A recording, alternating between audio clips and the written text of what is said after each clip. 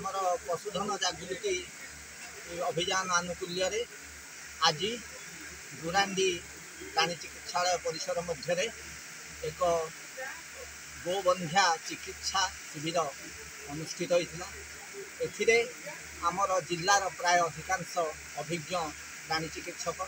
जोगदे एथि प्राय 250 रु ऊर्ध्व चाषी आसी एवं 150 रु ऊर्ध्व गाई आसिक आमर ये चिकित्सा होती। विशेषकर चिकित्सा मध्य गोबंध्या चिकित्सा अन्यतम। गोबंध्या कहले आम बुझू जे जो गाई गुड़िक बारंबार लेउटाउछंती बा जहार गर्भ परीक्षा करने चाषी असमर्थ होची आम द्वारा परीक्षा करा जाउची एवं जो गाईर किसी इन्फेक्शन अच्छी यह जो गाई ठीक समय गरम को आसुनी यही प्रधान प्रधान प्रोब्लेम गुड़िक जोटा चाषी बेसी क्षतिग्रस्त हुए से भली समस्या समाधान पाई चिकित्सा अभिज्ञ चिकित्सक मैंने चिकित्सा कर मतामत चिकित्सा विवरण देती तदनुजाई केंद्र सरकार योजन गोटे आकांक्षी जिला रही ओडिशा रे 10टी जिला रही भितर गजपति जिला हूँ गोटे जो आकांक्षी जिला तरफ आमर यही पशुधन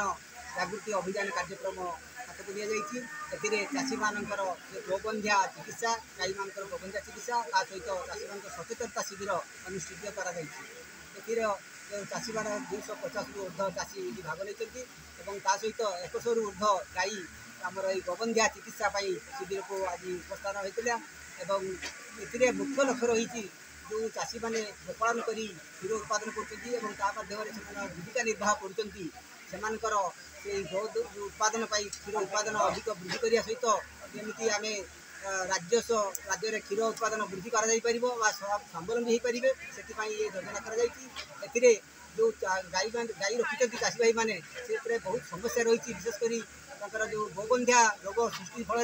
वर्ष को जो गोटे बाछुरी जन्म हवा कथा संभव हो पाना जहाँफल क्षीर उत्पादन कम हो तेणु चाषी मानकर क्षीर उत्पादन वृद्धि करने जो शिविर आयोजन करमर एक्सपर्ट मैंने आसी जो कि जो गाई मान परीक्षा निरीक्षा कर चिकित्सा कर सहित मागणार औषध प्रदान कर सरकार तरफ दिखाई vitamin powder calcium powder you मागणार बंटन कर गोटे लक्ष्य रोचे चाषी मानकर जो गाई गुड़िक जब ठीक भाव में स्वास्थ्य परीक्षा रही ठीक समय गाई गरम आसो ताल आम गाई मान ठीक समय कृत्रिम प्रजनन माध्यम प्रजनन कर वर्ष को गोटे गाई छुआ बाछुरी छुआ जन्म करेंगे उन्नत अमलक्षम बाछुरी निश्चित अधिक क्षीर उत्पादन कर सहित क्षीर उत्पादन सहित गुजराण मेटे पारे आम गजपति जिला अधिक क्षीर उत्पादन करने सहित राज्य में